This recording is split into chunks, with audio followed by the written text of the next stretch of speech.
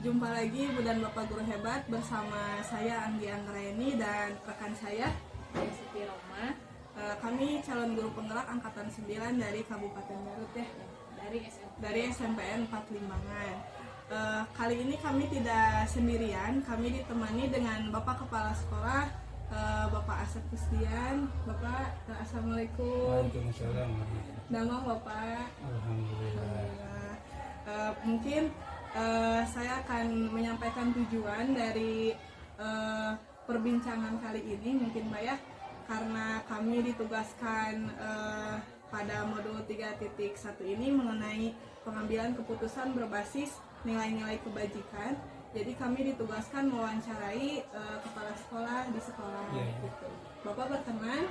Insya Allah siap ya. Mungkin nanti akan ada beberapa pertanyaan yang akan kami ajukan Bapak mengenai pengambilan keputusan di sekolah. Ya, yang pertama mungkin pertanyaannya, selama Bapak menjabat sebagai kepala sekolah, bagaimanakah Bapak dapat mengidentifikasi kasus-kasus yang merupakan dilema etika atau bujukan moral? Sebelumnya Bapak sudah tahu dilema etika dan bujukan moral? Ya. Sudah ya. Kalau dilema etika ada dua pilihan, yang dua-duanya itu benar. Kalau bujukan moral, yang satu benar, yang satu salah. Nah, bagaimana Bapak mengidentifikasi kasus-kasus tersebut? Ya, berdasarkan dari kasus tersebut terdapat adanya dilema etika yang mana ditandai dengan adanya pilihan-pilihan yang sama-sama positif, sama-sama benar. Adapun mengenai bujukan moral itu tidak tidak dibebankan kepada yang sifatnya tidak melanggar atau pelanggaran hukum, sehingga dengan demikian kita hanya bisa atau perlu mengidentifikasi tipe dari kasus itu dan pilihan mana saja. Itu berarti oleh Bapak mungkin diidentifikasi dulu ya kasusnya. Harus diidentifikasi terlebih dahulu kasusnya. Baik sekali Bapak jawabannya. Nah Bapak, untuk pertanyaan nomor 2, selama Bapak menjalankan tugas sebagai kepala sekolah, bagaimanakah Bapak menjalankan pengambilan keputusan di sekolah ini? Misalnya dalam pengambilan keputusan itu harus dimusyawarahkan atau bagaimana? Ya, tentunya ketika kita menghadapi dilema etika atau bujukan moral, perlu dicari jalan keluarnya. Di antaranya adalah kita mengundang yang disebut dengan pembantu kepala sekolah atau wakasek untuk diminta informasinya yang selanjutnya dapat dijadikan pertimbangan guna untuk pengambilan keputusan. Jadi sebelum mengambil keputusan itu kita mencari informasi. Ya, informasi dari pembantu kepala sekolah. Nah itu mungkin jawaban Bapak tadi berkaitan dengan pertanyaan nomor 3 Pak. Langkah-langkah atau prosedur seperti apa yang biasa Bapak lakukan selama ini? Ya, prosedurnya adalah seperti tadi, yaitu kita adakan musyawarah dari beberapa pembantu kepala sekolah untuk nantinya dapat jadikan bahan untuk dirapatkan, kira-kira solusi apa yang kita bisa ambil selanjutnya. Betul sekali Pak. Nah, dari langkah-langkah tersebut, menurut Bapak yang paling efektif dalam mengambil sebuah keputusan itu yang mana Pak? Tentu saja cara yang paling efektif adalah terjadinya atau harus membangun komunikasi di antara beberapa orang yang ada di musyawarah tersebut. Nah, itulah yang paling efektif adalah terjadinya komunikasi dengan beberapa orang, sehingga nanti bisa memudahkan bagi kepala sekolah untuk mengambil keputusan yang paling tepat. Bagus sekali Bapak ya, cara pengambil keputusannya. Mungkin pertanyaan selanjutnya akan dilanjutkan oleh rekan saya. pertanyaan selanjutnya ya Pak, pasti dalam pengambilan keputusan itu pasti Bapak akan menghadapi berbagai macam tantangan. Hal-hal apa saja yang selama ini merupakan tantangan bagi Bapak dalam pengambilan keputusan? Ya, baik. Adapun tantangan yang dihadapi di dalam pengambilan keputusan adalah adanya kekurang kesadaran, ya, adanya ketidaksadaran atau kurang kesadaran di antara beberapa pihak atau orang, terutama di sini dari siswa dan dari orang tua. Itu ya yang jadi tantangan dalam pengambilan keputusan. Itu sedikitnya ada mereka itu kurang sadar akan pentingnya pendidikan. Iya. Gitu. Kemudian pertanyaan selanjutnya, apakah misalkan dalam pengambilan keputusan itu Bapak memiliki jadwal atau misalkan langsung diselesaikan saat itu juga, atau mungkin ada masalah tapi misalkan diselesaikannya bisa di kemudian hari, jadi ada dulu jeda beberapa waktu, tidak langsung diselesaikan? Iya, di dalam pengambilan keputusan tidak ada jadwal yang dijaga secara khusus, karena kami langsung melakukan koordinasi dengan beberapa pihak pada waktu tertentu. Jadi spontan, ya, tidak dijadwalkan secara khusus. Ya, jadi ketika ada masalah agar cepat selesai langsung Ya, diselesaikan. langsung diselesaikan. Nah, kemudian pertanyaan selanjutnya Pak, apakah ada seseorang atau faktor-faktor yang selama ini mempermudah atau membantu Bapak dalam pengambilan keputusan dalam kasus-kasus yang Bapak hadapi? Bisa gimana? Misalnya mungkin ada faktor-faktor yang mempermudah Bapak ketika mengambil keputusan, misalnya Pak AC atau mungkin seperti guru-guru. Ya. Ya, tentu saja harus dibantu dengan beberapa orang yang mana memiliki kompeten di dalam memberikan informasi yang dapat dijadikan pertimbangan, seperti adanya beberapa wakasek humas, kesiswaan, kurikulum, ya, sana prasarana, dan bila perlu misalkan dari guru-guru tertentu, misalnya dari guru BK dan guru-guru yang lainnya yang dipandang perlu. Jadi tidak hanya diselesaikan sendiri ya Pak? Ya, tidak diselesaikan sendiri, tapi butuh dari kerjasama. Mungkin ini pertanyaan yang terakhir Pak mengenai pengambilan keputusan. Nah, dari semua hal yang telah Bapak sampaikan, pelajaran apa yang bisa Bapak petik gitu dari pengalaman yang Bapak ketika mengambil keputusan? Jadi dari semua keputusan yang Bapak ambil, apa yang Bapak bisa ambil pelajaran? Ya, yang kita ambil pelajaran adalah bagaimana pentingnya ketika kita menghadapi dilema etika. Jadi jangan diselesaikan oleh sendiri, tapi harus dilibatkan beberapa orang agar dapat membantu untuk dijadikan pengambilan keputusan.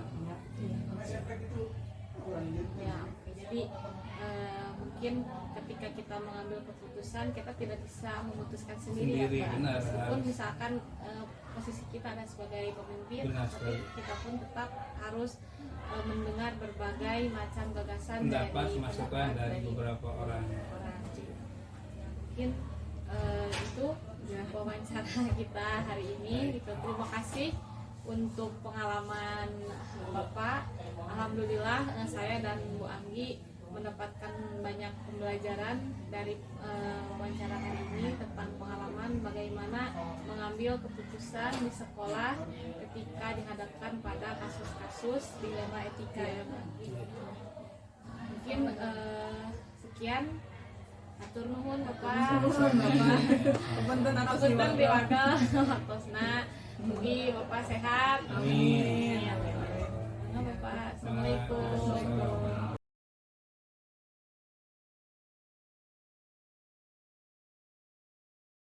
Bismillahirrahmanirrahim. Assalamualaikum warahmatullahi wabarakatuh. Waalaikumsalam warahmatullahi wabarakatuh. Jumpa lagi Ibu dan Bapak Guru Hebat dengan saya Anggi Anggraini sebagai calon guru penggerak Angkatan 9 dari SMPN 4 Limbangan. Kali ini saya tidak sendiri, saya ditemani dengan Ibu Haji Cicin Kuraisin. Beliau adalah seorang kepala sekolah dari SMPN 1 Selaawi. Ibu, Assalamualaikum.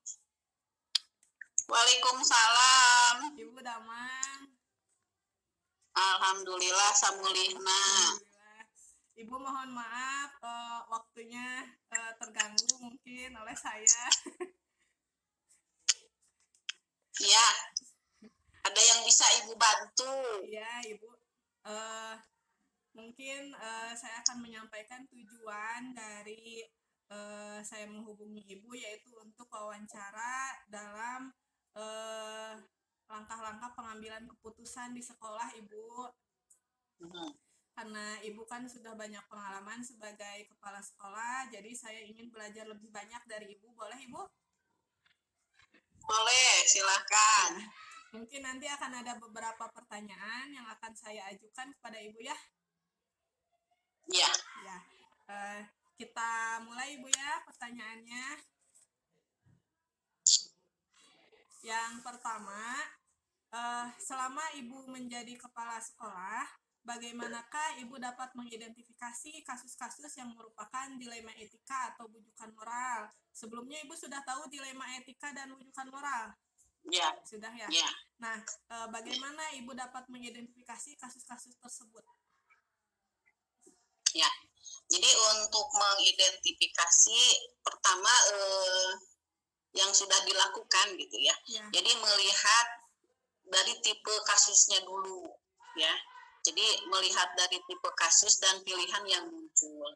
Kemudian setelah itu membuat daftar fakta yang relevan agar mudah menentukan apa yang harus dilakukan. Gitu. Jadi lihat dulu kasusnya seperti apa. Kemudian faktanya seperti apa. Ya. Mungkin dikumpulkan fakta-faktanya dulu Ibu ya, baru nanti dikelompokkan mungkin ya. Bagus sekali Ibu. Yang kedua, selama ini bagaimanakah Ibu menjalankan pengambilan keputusan di sekolah, terutama untuk kasus-kasus di mana ada dua kepentingan yang sama-sama benar, atau mungkin kasus dilema etika itu Bu? Yang sudah saya lakukan yaitu bermusyawarah dengan para wakasek agar mendapat pertimbangan gitu ya, atau masukan-masukan dalam memutuskan suatu permasalahan. Karena kan ada pepatah, jadi beberapa kepala lebih bagus daripada satu kepala. Artinya ide-ide dari banyak orang lebih bagus dari ide seorang. Jadi yang saya lakukan ya bermusyawarah dulu dengan para wakasek. Ya, sangat bagus Ibu ya, dengan cara bermusyawarah kita dapat mencari solusi terbaik mungkin Bu ya dari permasalahan yang ada. Ya. Nah selanjutnya Ibu, langkah-langkah atau prosedurnya seperti apa yang biasa Ibu lakukan di sekolah? Ya, jadi setiap ada permasalahan yang pertama dilakukan yaitu mengumpulkan atau memanggil para wakasek ya untuk bermusyawarah.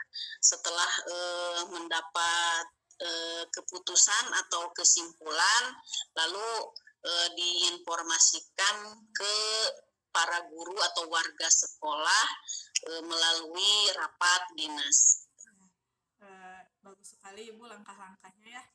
Yang selanjutnya, hal-hal apa saja yang selama ini Ibu anggap paling efektif dalam pengambilan keputusan pada kasus-kasus dilema etika?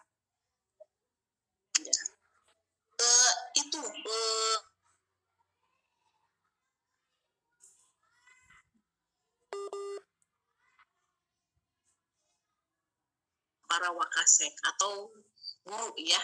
Guru bisa saja kalau misalkan terlalu ini komite juga diajak atau diikut sertakan. Jadi yang penting adalah adanya musyawarah. Iya, adanya musyawarah Ibu ya. Nah, pertanyaan selanjutnya, hal-hal apa saja yang selama ini merupakan tantangan dalam pengambilan sebuah keputusan pada kasus-kasus dilema etika, Ibu? Hmm, yang sering ditemukan yaitu adanya eh, kurangnya atau belum paham atau belum mengerti siswa dan orang tua siswa di dalam pendidikan di sekolah. Jadi masih adanya jadi kurang dukungan, ya, kurang dukungan dari orang tua atau siswa itu sendiri dikarenakan belum paham atau kurang paham tentang pendidikan. Ya, jadi kurang perhatian mungkin Ibu ya terhadap Iya, anak-anaknya. iya. Ya. Selanjutnya Ibu, apakah Ibu memiliki sebuah tata kala atau jadwal tertentu dalam sebuah penyelesaian kasus dilema etika?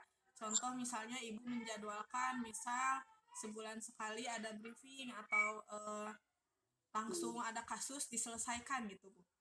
Terjadwal atau tidak? Ya, yang sudah dialami tidak dijadwalkan. Jadi setiap ada kasus baru gitu ya. Jadi setiap ada kasus baru didiskusikan atau dimusyawarahkan. Jadi tidak ada jadwal khusus untuk menyelesaikan atau briefing tidak ada. Jadi kondisional. Jadi pas ada masalah baru kita selesaikan dengan bermusyawarah. Jadi ya Bu ya, tergantung mungkin dalam sebulan bisa berapa kasus itu pasti beda-beda Ibu ya. Ya, setiap ada kasus aja gitu baru ada musyawarah atau pertemuan. Selanjutnya, adakah seseorang atau faktor-faktor apa yang selama ini mempermudah atau membantu Ibu dalam pengambilan keputusan dalam kasus-kasus dilema etika? Ada. Jadi para wakase, para guru atau para wali kelas itu yang bisa diajak bermusyawarah gitu ya. Jadi terutama para wakase gitu ya, yang bisa membantu.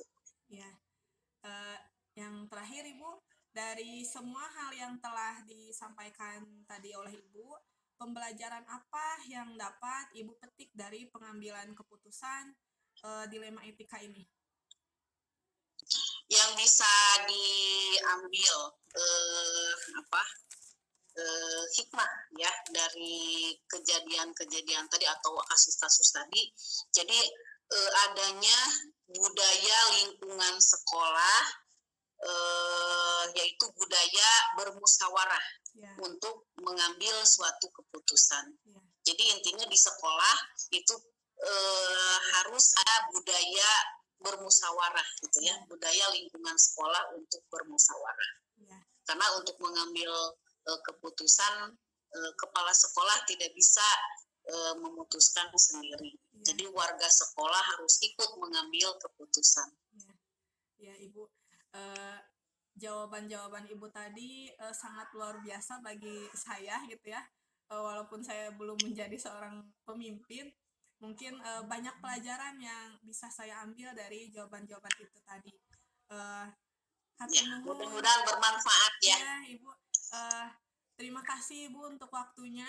Semoga dalam wawancara ini saya bisa mengambil banyak pelajaran dari Ibu ya tentunya.